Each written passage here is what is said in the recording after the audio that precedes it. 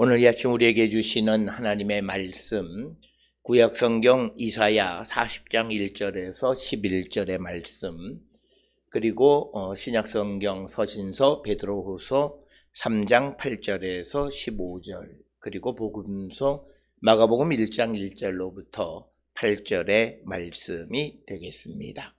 오늘은 교회력으로 대림절 두 번째 주일이 되겠습니다.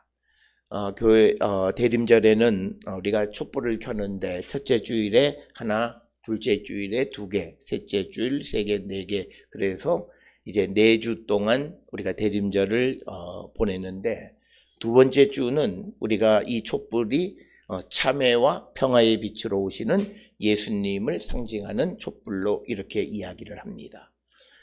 우리가 하나님의 자녀로 택정함을 받기는 했지만, 그러나 우리가 하나님의 은혜 속에 살면서도 말씀대로 살지 못하는 것에 대한 회개의 마음, 그리고 그런 우리에게 빛으로 오시는 주님께서 우리의 모든 흑암을 물리쳐 주실 것을 기다리는 그런 촛불이 이 두 번째 주일에 우리가 우리를 비추는 촛불의 의미가 되겠습니다. 특별히 주께서 이 땅에 오시는 것은 우리를 구원하기 위해서 오시는 것이다 라고 하는 겁니다.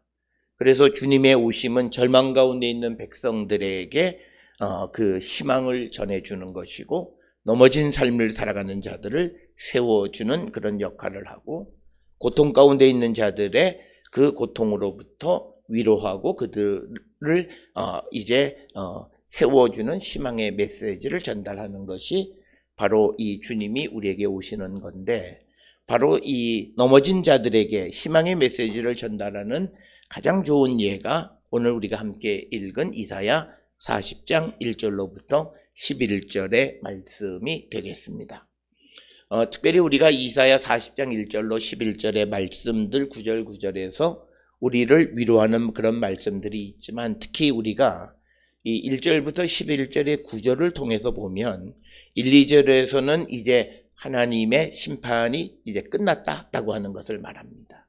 그러니까 어떤 고난 속에 있던 사람들에게 그 고난이 끝났음을 이제 선포하는 그런 희망의 메시지가 1, 2절에 기록이 되어 있고, 그 다음에 이제 3, 4절에서는 이제 더 이상 하나님의 심판 없이 우리를 회복시켜 주실 것이다. 그래서 고난이 끝나고 하나님이 우리를 회복시켜 주실 것을 약속하는 것이 이제 그 3절에서 5절에 기록되어 있고, 그러면 6절로부터 8절에서는 특히 하나님이 우리를 회복시켜 주시기 위해서는 우리에게 개입하신다는 거예요. 그래서 우리가 믿음의 삶을 살아가는 사람들이 하나님이 내 삶에 개입하시는 것을 허락해야 된다라고 하는 것입니다. 그리고 이제 6절부터 8절에서는 이 하나님의 약속이 이루어지는 것을 세상의 어떤 것도 막을 수 없음을 우리에게 확신시켜 주면서 이제 9절부터 11절에서 하나님의 구원의 복된 소식, 좋은 소식을 우리에게 전해주는 것으로 기록이 되어 있습니다. 따라서 오늘 우리가 이사야 40장 1절부터 11절을 통해서 보면 우리의 삶이 모든 사람은 어떤 종류든 고난 속에 있습니다. 그것이 경제적인 것이든 어떤 육신의 질병 가운데 있든 어떤 인생의 문제 가운데 있든 그 모든 것을 교회에서는 통틀어 고난이다라고 하는데, 이제 그 고난이 우리에게 끝나는 것은 주님이 우리에게 오실 때 주님은 우리를 회복시켜 주심을 약속합니다. 그런데 그 주님이 우리를 회복시켜 주시기 위해서는 반드시 주님이 우리에게 개입하셔야 돼요. 그것을 우리가 흔히 말하는 주님을 영접했다라고 하는 거예요. 그래서 우리가 주님이 우리의 삶에 개입한다라고 하는 것은 내가 이제는 내 뜻대로 살지 않고 하나님의 뜻대로 살아가기를 결단하는 그 결단. 특히 오늘 우리가 이 대림절 둘째 주일에 회개하고 빛으로 오시는 주님을 기다린다라고 하는 것은, 회개라고 하는 것은 과거에 내가 살아왔던 삶과 전혀 다른 삶을 살아가기를 내가 결단하는 것이고, 그리고 이제 주님이 우리에게 개입하셔서 우리의 인생에 빛을 비춰 주시고, 그래서 그 약속을 우리가 믿고 기다리면 주님은 우리에게 그것을 이루어 주신다라고 하는 겁니다. 그러니까 주님이 우리에게 개입하셔서 우리의 구원을 이루어 주실 때 거기에는 반드시 인터벌이 있습니다. 그것이 뭐냐면 기다림이에요. 이 기다림의 기간 동안에 우리에게 바라시는 것은 하나님에 대한 전적인 신뢰를 하기를 원하시고, 그 과정을 통해서 결국 하나님은 우리를 구원하시는 구원을 성취시켜 주신다라고 하는 그런 하나님이 세상을 구원하시는 구원의 패러다임을 우리에게 가장 잘 보여주는 책이 이사야 40장 1절로 11절의 말씀이고, 특별히 어려운 가운데 있는 이들이 가장 많이 애송하는 것이 이사야 40장에 있는 말씀인 것은 바로 이 속에 그런 의미가 달려 있다라고 하는 것입니다. 오늘 우리가 함께 읽은 이사야 40장 1절에 있는 말씀을 보게 되면, 너희의 하나님이 말씀하시되 너희는 위로하라, 내 백성을 위로하라, 이렇게 말합니다. 여기서 말하는 위로라고 하는 것은 우리가 흔히 말하는 동정하고 뭐 이런 의미가 아니라 격려하고 용기를 주라고 하는 겁니다. 그래서 우리가 이 땅을 살아가면서 오늘 우리에게 주어진 사명 중 하나는 우리 주변에 있는 어렵고 힘든 삶, 특히 여러 가지로 실패와 좌절 속에 있는 이들, 넘어진 인생을 살아가는 자들에게 힘을 불어주는 역할. 오늘 우리가 살고 있는 이 시대의 사람들은 공감을 원해요. 그런데 이 공감이라고 하는 것은요, 그냥 동정하는 정도예요. 그에게 어떤 힘을 줄 수 있는 것은 아니에요. 그런데 성경이 우리에게 말하는 것은 내 백성을 격려하라, 내 백성에게 용기를 주라고 말하면서 이제 2절에 있는 말씀은 뭐냐면, 노역의 때가 끝났다. 그리고 그 죄악이 사함을 받았다. 그래서 성경은 우리에게 어떤 어려움이 오면 그 어려움에는 이유가 있다라고 하는 거예요. 그런데 그 이유는 하나는 뭐 우리가 뭘 잘못해서 올 수도 있고, 또 하나는 하나님이 우리로 하여금 더 좋은 일을 잘 감당하는 자가 되기 위해서 훈련을 위해서도 고난을 와요. 그렇기 때문에 성도는 어떤 어려움 속에서도 항상 하나님 앞에 감사해야 되는 것은 바로 그거예요. 그래서 성경은 분명한 것은 우리를 하나님이 멸망시키시고 우리를 넘어뜨리기 위해서 고난을 주시진 않아요. 고난을 통해서 우리를 더욱더 성장시키고 발전시키기 위해서 고난을 우리에게 주시는 거고, 비록 내가 무엇을 잘못해서 오는 고난이라 할지라도 그것을 통해서 우리를 하나님께서 한 단계 업그레이드 시켜주시는 것이다라는 거예요. 그래서 고난은 우리에게 있어요. 그런데 그 고난의 때를 일평생 살아가게 하시는 건 아니고, 어느 일정한 때가 되면 주님이 그 노역의 때, 그리고 너의 죄가 사함을 받았고 이제 죄로 말미암아 여호와의 손에서 벌을 배나 받았다, 이렇게 말씀을 하면서 이 벌을 통해서 우리를 훈련시키시고, 그래서 이제 우리가 그 훈련을 통해서 우리의 삶에 선한 열매가 맺어가는 그런 자가 되기 위해서 훈련을 시키시는데, 이제 그때가 끝나게 되면 우리의 고난이 이제 종지부를 찍게 된다라고 하는 것입니다.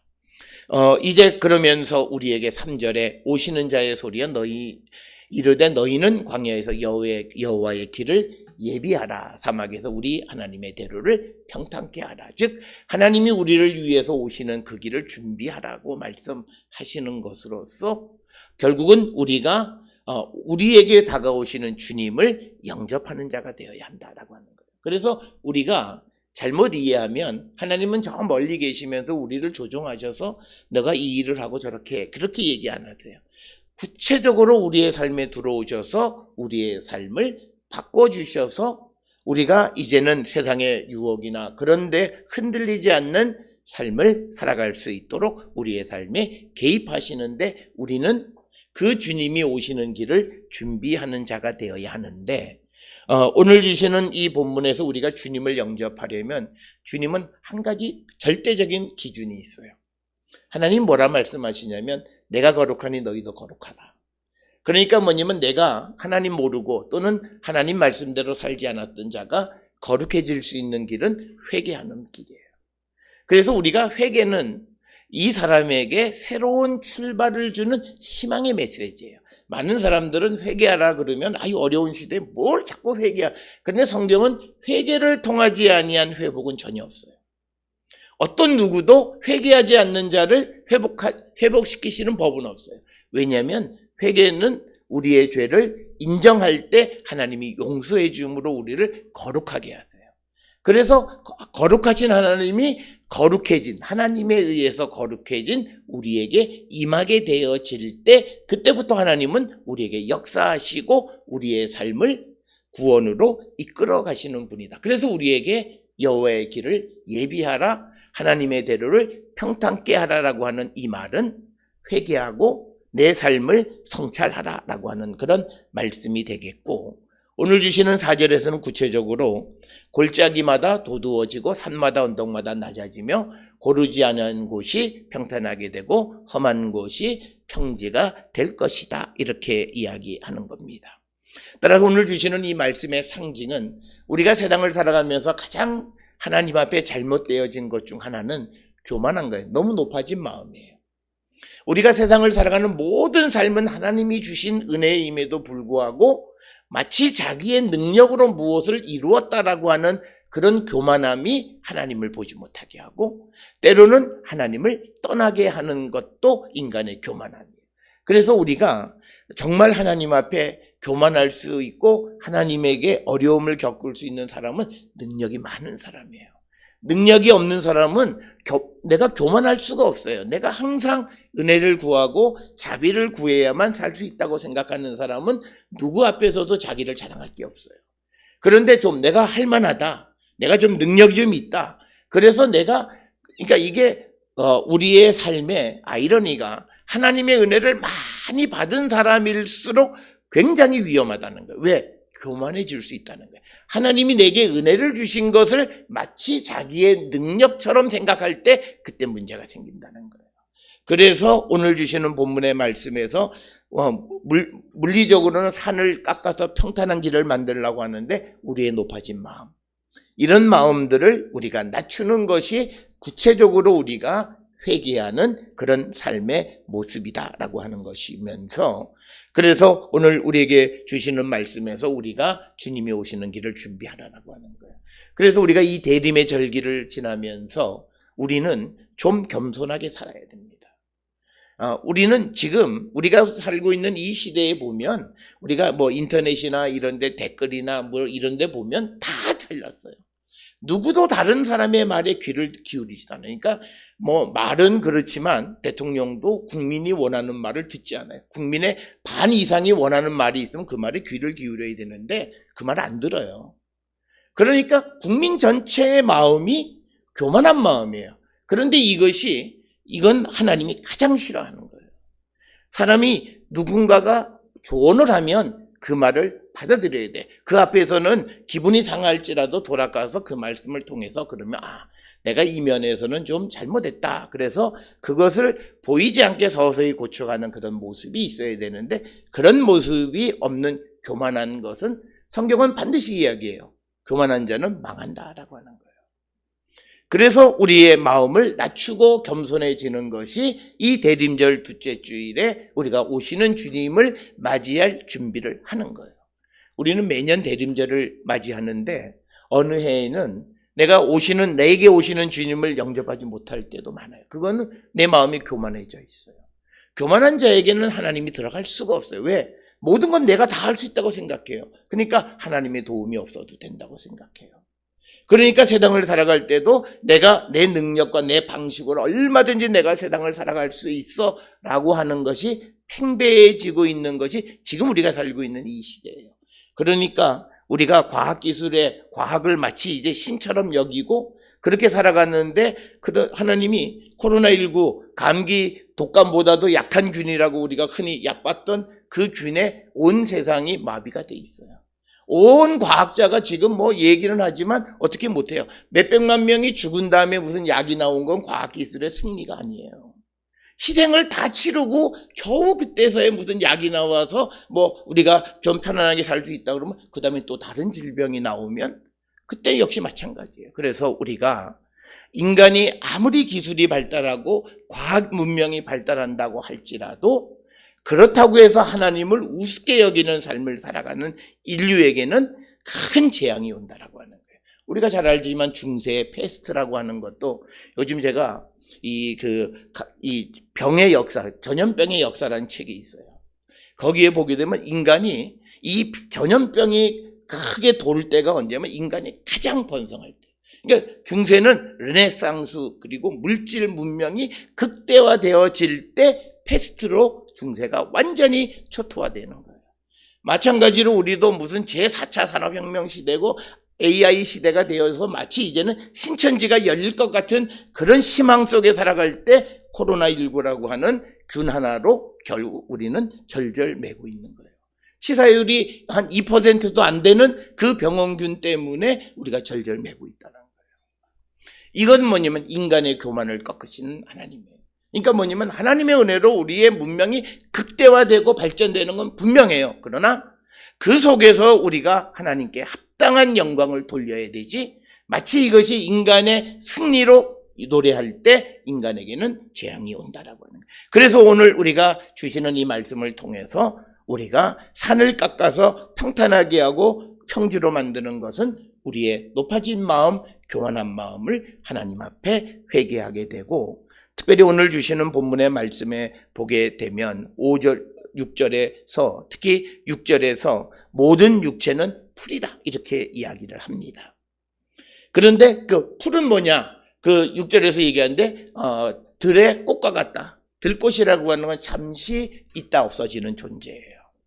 그래서 7절에 풀은 마르고 꽃은 시들면 여호와의 기운이 그 위에 불미라. 이 백성은 실로 풀이로다. 그래서 우리에게 중요한 것은 뭐냐면 육신으로 살 수 있는 자가 없다는 거예요. 그래서 인간은 영적인 존재가 되어야 살아갈 수 있다라고 하는, 그래서 하나님이 우리에게 개입하시는 이유는 시들어지는 우리의 영원한 생명의 길을 주시는 것을 우리가 받아들여야 된다는 거예요. 그러니까 인간이 왜 하나님을 믿고 종교를 믿느냐? 인간이 이 유한한 존재이기 때문에 그래요. 인간이 과학기술이 발달하지만 우리가 지금도 죽음을 극복할 수가 없어요. 지금 아무리 좋은 약을 먹어도 돈이 세상에서 제일 많고 대한민국에서 제일 부자도 병에 그냥 걸리고 그냥 생명이 끝나면 그걸로 끝이에요. 이처럼 인간은 유한한 존재인데 우리의 그 유한함을 끝없는 무한성으로 연결해 주는 것이 예수 그리스도가 우리에게 주시는 영생의 축복이고, 그래서 우리는 이 오시는 주님을 영접하는 자가 되어야 함을 우리에게 가르쳐 주는 거예요. 그래서 푸른 마르고 꽃은 시드나 우리 하나님의 말씀이 영원히 선다라고 하는 겁니다. 우리가 너무나 잘 알고 있는 말씀. 그래서 우리가 하나님의 말씀 안에 살아가는 거룩한 백성이 될 때 우리에게 영원히 약속이 되는. 그러니까 오늘 주시는 6절 7절에서 보면 시들은 유한한 존재, 단 하루 이틀을 살던 존재가 이제 영원을 바라볼 수 있는 것은 우리가 하나님의 말씀 가운데 설 때 그렇게 되어줄 수 있음을 약속하고 있는 것이 오늘 우리가 읽은 이사야 40장 1절로부터 11절의 말씀이에요. 그래서 우리가 어떻게 희망을 얻을 수 있느냐? 세상은 무슨 재난지원금 100만 원 더 주고 200만 원 더 주고 어떤 정책이 나온다. 거기에 있는 게 아니에요. 오늘 우리가 살고 있는 이 시대에 정부가, 특히 우리가 사회주의적인 성향이 있는 자들은 종교를 우습게 여겨요. 그건 인류 역사가 그래요. 그런데 종교가 없으면 사회는 통합되어지질 않아요. 지금 우리 사회가 점점 극단적으로 이기적으로 분열되어져 있는 가장 이 문제를 만약에 지도자가 해결하려면 종교의 도움을 받지 않으면 안 돼요. 종교는 통합의 기능이 있어요. 우리가 교회를 보더라도 교회에는 다양한 성향이 가진 사람들이 모여 있어요. 이 통합의 기능은 종교가 할 수 있는 거예요. 그렇기 때문에 종교기관에 도움을 요청해야 돼요. 지금과 같이 어려운 때에는 종교 지도자들에게 지혜를 구하고 종교 지도자들의 말에 경청하고 종교 지도자들을 통해서 분열된 사회를 통합하고, 더 큰 건 좌절 속에 있는 시민을 희망을 줄 수 있는 것, 그건요 믿음이 줄 수 있는 거예요. 우리가 보통 어렵고 힘든 자들이 교회에 와서 예배 보면서 힘을 얻는다는 게 한숨 50분 설교 안에서 희망을 찾아가요. 이 세상에 이런 능력은 아무 데도 없어요. 이게 하나님이 우리에게 주시는 위로고 우리에게 주시는 희망이라고 하는 거예요. 그래서 이걸 심어줄 수 있어야 되는 거예요. 그러니까 지도자는 자기가 뭘 할 수 있는 게 아니라 그런 기구들을 잘 이용하는 거예요. 그러니까 이렇게 어려운 재난의 때에는 각 종교 지도자들을 통해서 그들의 활동을 지원하고, 그러면서 그들을 통해서 국민들을 희망을 갖게 하고, 각 종교에서 말하는 것처럼 소망을 갖게 하고, 그래서 어려울 때 더 방역을 하면서 교회는 더 모이고 더 열심히 예배하고 종교 생활을 하게 해서 국민을 하나로 묶어가는 역할을 해야 되는데, 지금 우리는 그게 없는 거예요. 그러니까 정부는 해도 이제 이들의 문제는요, 이제 보세요. 하다 안 되면 손을 놔버려요. 그리고 이제 어떻게 하냐면 지금도 나타나는 게 국민이 책임을 져야 된다고 얘기해요. 맨 처음에는 내가 방역 책임져 줄게. 그러다가 이제 서서히 이 책임을 교회에다가 그다음에 국민 개개인에게 돌려요. 그러니까 요새 얘기하는 게 뭐예요? 국민 아무리 뭐 정부가 잘해도 국민이 뭐 안 하면 책임이 국민에게로 넘어온 거예요. 그러니까 앞으로 뭐 1000명 되고 2000명 되는 환자가 생기면 이유는 정부가 잘못한 거 아니에요. 국민이 잘못한 거예요. 이게 문제라는 거예요. 그래서 우리가 오늘 이 주시는 이사야의 말씀은 우리에게 희망이 되는 것은 하나님의 말씀, 영원한 하나님의 말씀 안에 있을 때 우리 이 시들어가던 꽃이 희망을 발견할 수 있다라고 하는 거예요. 그래서 오늘 주시는 9절에 보면 아름다운 소식은 바로 예루살렘에 전하는 자여, 너는 심소 소리를 높이라. 두려워하지 말고 소리를 높여 유다 성읍에 이르기를 너희의 하나님을 보라. 그러니까 우리가 하나님을 바라보는 거예요. 믿음을 가지라는 거예요. 여호와께서 장차 강한 자로 임하실 것이요 친히 그의 팔로 다스릴 것이라. 보라, 상급이 그에게 있고 보응이 그 앞에 있다. 그러니까 하나님의 강한 손으로 이 세상을 지배하시면 코로나19는 한순간에 없어질 수 있어요. 지금 우리가 어떻게 해서도 없어지지 않는 이것이 한순간에 없어질 수 있다라고 하는 거예요. 그러면서 11절에 하나님께서 목자같이 양떼인 우리를 먹이시고 어린 양을 그의 팔로 모아 품에 안으시고 젖먹이는 암컷들을 온순히 인도하시겠다라고 하는 겁니다.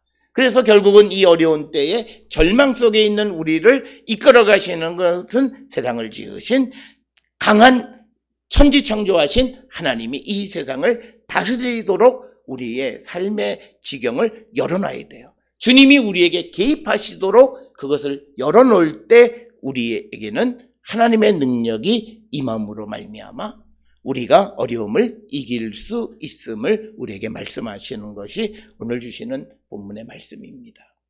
특별히 우리가 어렵고 힘든 시대를 살아갈 때 우리가 어떻게 이 난관을 극복하고 이겨나갈까라고 하는 것을 생각해 볼 때 우리는 주님이 우리에게 개입하시도록 우리가 그 길을 준비하는데, 그 주님이 개입하시도록 준비하는 것은 바로 우리가 회개하는 것이다 라고 하는 겁니다.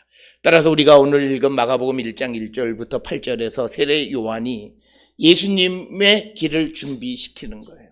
그러면서 그가 외쳐서 3절에 마가복음 1장 3절에 광야에서 외치는 자의 소리가 있어 이르되 너희는 주의 길을 준비하라. 그의 오실 길을 곧게 하라. 기록된 것 같이 세례 요한이 광야에서 이르되 죄 사함을 받게 하는 회개의 세례를 전파했다라고 하는 거예요. 그래서 오늘 우리가 마가복음의 말씀을 통해서 주님이 우리를 구원하기 위해서 오시는 주님을 위한 길을 준비하는 것은 우리가 우리의 죄를 회개하는 것이다 라고 하는 겁니다. 우리가 교회 생활을 하는 사람들이 가장 많이 들은 이야기 중에 하나가 회개라고 하는 거예요.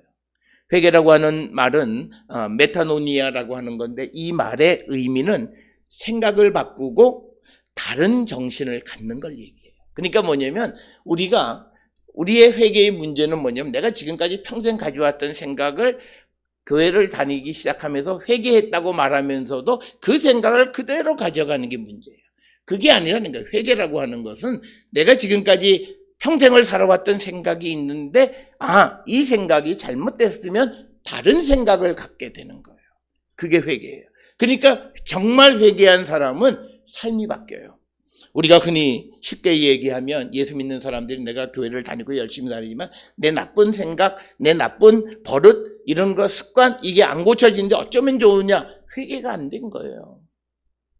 정말 회개하면 내가 생각을 바꾸고 다른 정신을 갖고 그리고 어떤 것의 존재의 깊은 의미를 파악하게 되어지는 그런 모습으로 바뀌는 거예요.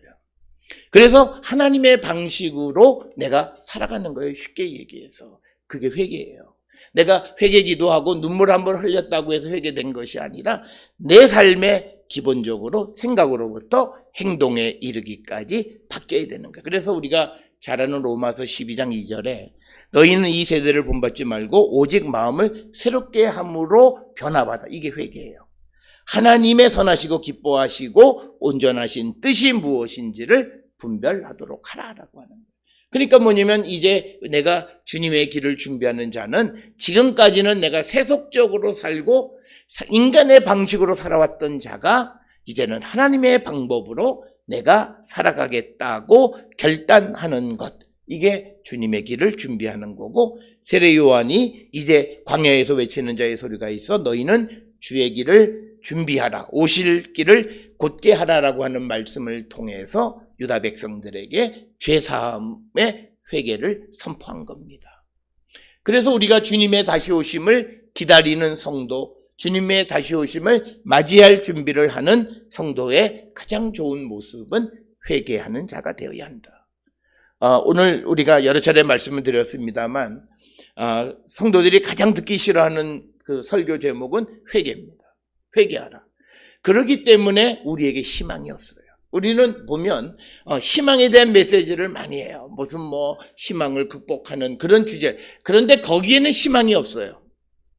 실제로 성경에서 말하는 희망은 회개의 희망이 있는 거예요. 그래서 우리가 정말 회개라는 것이 어렵고 힘든 것이긴 하지만 그 회개가 진실되게 되어져서 내가 정말 예수 그리스도를 따라가는 자가 되어지면 그의 삶은 모든 것이 끝나요. 그것이 바로 우리가 회개하고 주님을 기다리는. 우리가 주님이 오시는데 언제 오실지 몰라요. 그래서 우리 보고 깨어있으라 그래요. 그런데 육신을 가지고 있는 사람이 깨어있는 건 굉장히 힘들어요. 왜?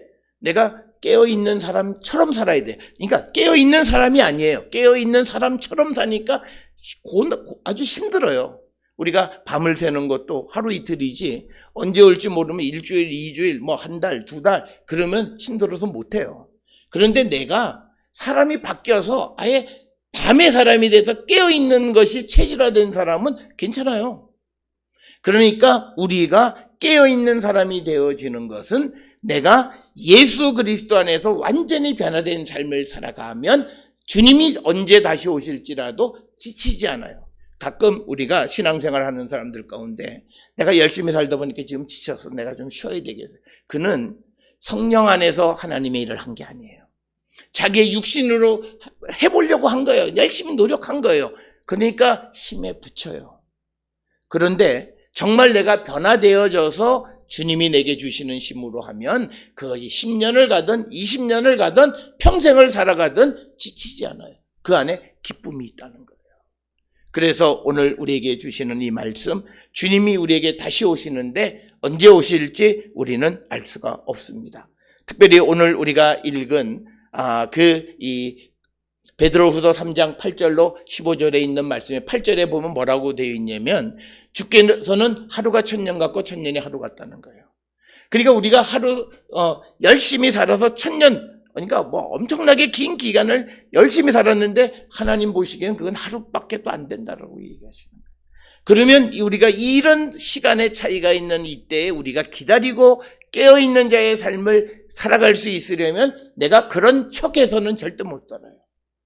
정말 내가 그런 삶으로 변화되어야 된다는 거예요. 그것이 우리가 회개하는 것이고 주님의 길을 진정으로 준비하는 자의 삶을 우리가 살아야 된다라고 하는 거예요. 그래서 우리가 새 생명, 새 하늘과 새 땅이 펼쳐지는 그 세상을 우리가 기다리며 살아갈 때 그날이 도둑같이 와요. 언제 올지 모른다는 얘기예요. 그날을 깨어 기다리는 자가 되어지려면 우리가 온전히 주님이 내 안에 계시는 기쁨 안에 살아가는 자가 되면 하루, 이틀, 3일, 4일, 오늘 우리가 살아가는 세상에서 직장인들이 제일 싫어하는 게 야근이에요. 근데 그 싫어하는 이유는 딱 하나예요. 지금 내가 하는 일이 적성에 안 맞아서 그래요. 이 일이 정말 내가 하고 싶었던 일을 하면요, 야근하는 거 그렇게 문제되지 않아요. 내가 좋아하는 일을 하다 보면 흥이 나면 내가 내 힘에 붙이는 일도 하잖아요. 그런데 그게 아니라 내가 좋아하는 척을 하고 살아가려면 하루 이틀은 하는 척이에요. 3일, 4일 되면 힘들어서 그 일을 못하게 되는 거예요. 오늘날 우리가 살고 있는 이 시대의 가장 큰 문제는 뭐냐면 내가 좋아서, 내가 변화돼서, 내가 판사가 돼도 내가 판사로 그게 아니라 출세하기 위해서 판사가 되고, 출세하기 위해서 검사가 되고, 이게 우리나라에서 국회의원 되는 길이 뭘까? 판사 돼서 한번 돌출 행동을 하면 나중에 국회의원으로 갈 수 있으니까, 그러니까 이 땅에는 정의가 없어요. 검사도 마찬가지예요. 이게 무슨 내가 이 땅에 정의를 세우기 위해서 검사도 되고 법조인이 되어야 되는데 그게 아니에요. 돈 벌고 출세하고 힘을 가진 자의 삶이 되어지는, 그렇게 하니까 그들은 자기 힘을 위해서 오히려 더 나쁜 짓을 하는 거예요.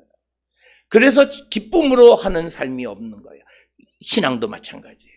정말 내가 회개하고 주님이 내 안에 계시면 어떤 일도 우리는 할 수 있고, 그것이 천년일지라도 기쁨으로 우리가 그 일을 행할 수 있다라고 하는 것이고, 오늘 주시는 본문의 말씀에서 우리가 이제 약속하신 대로 새하늘과 새 땅을 바라보라고 하면서 우리에게 14절에 보면요, 사랑하는 자들아 너희가 이것을 바라보나니, 즉 새하늘과 새 땅을 바라보는데 주 앞에서 점도 없고 흠도 없이 평강 가운데 나타나요. 그러니까 뭐냐면 우리가 온전한 삶을 살아가는 자가 되라고 하는 거예요.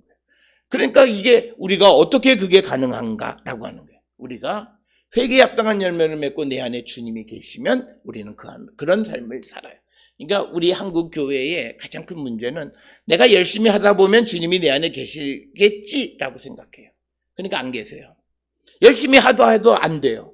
그런데 그게 아니라 믿음의 삶을 주님이 내 안에 계셔서 내가 주님 안에서 모든 일을 하면 어떤 일을 하도 나는 즐겁고 재미있고, 어떤 어려움이 와도 그것을 능히 이길 수 있고, 쉽게 얘기해서 우리가 내가 기도하는 기도가 응답되지 않는 이유는 간단한 거예요. 주님이 내 안에 계시지 않아서 그래요. 주님이 원하시는 그 기도를 주님 앞에 드리면 그게 왜 이루어지지 않겠어요? 그런데 우리가 기도해도 그 기도가 응답받지 못하는 것은 우리가 정욕을 위해서, 그러니까 우리가 욕심을 위해서 기도한다는 것은 내 안에 주님이 안 계시다는 거예요. 그래서 오늘 우리가 이 주시는 말씀, 우리는 주님이 다시 오시는 그 주님을 맞이할 준비를 하고 살아가야 되는데, 우리가 그 주님이 오시는 날이 하나님의 말씀 가운데 살아온 자들에게는 영광의 날이고 기쁨의 날이고 축복의 날이에요. 그렇지만 그렇지 않은 자들에게는 그날은 멸망의 날입니다. 소박한 사람들은 회개하라 그러면 그 말씀을 받아들여요. 그런데 이 세상에 권력 있고 힘 있는 사람들은 그것을 거부합니다. 예수님 당시에도 세례 요한이 회개를 선포했을 때도 그 땅에 가난하고 힘없는 사람들은 그 말씀을 듣고 회개하고 예수를 영접했지만, 힘 있는 바리새인이나 또는 그런 그 유대의 지도자들은 그 말씀을 거역하고 결국은 그들에게 주어진 구원의 길을 놓쳤다라고 하는 거예요. 그리고 우리가 이 땅을 살아가면 재산이나 명예 이런 것에 집착하거나 자만에 빠져 있는 사람들은 그들은 하나님 앞에 회개하기가 매우 어렵다라고 하는 것입니다. 따라서 우리는 이제 성탄을 준비하는 자로서, 우리가 척박한 생활 중에서 주님의 은총을 기다리는 자로서 주님의 말씀을 듣고 우리에게 골짜기를 메우고 고집과 자만심과 이기심으로 가득 찬 우리의 마음을 낮추는 삶을 살아갈 때, 그때 주님은 우리에게 임하셔서 우리를 보호하시는 하나님의 은총 가운데 살아가는 자가 되게 하실 것입니다. 사랑하는 성도 여러분, 대림절 둘째 주간을 지나면서 주님이 오시는 그 길을 준비해서 우리가 주님을 영접하고 주님 안에서 영생의 복을 누리며 살아가는 우리 모든 성도들이 될 수 있기를 주의 이름으로 축원합니다.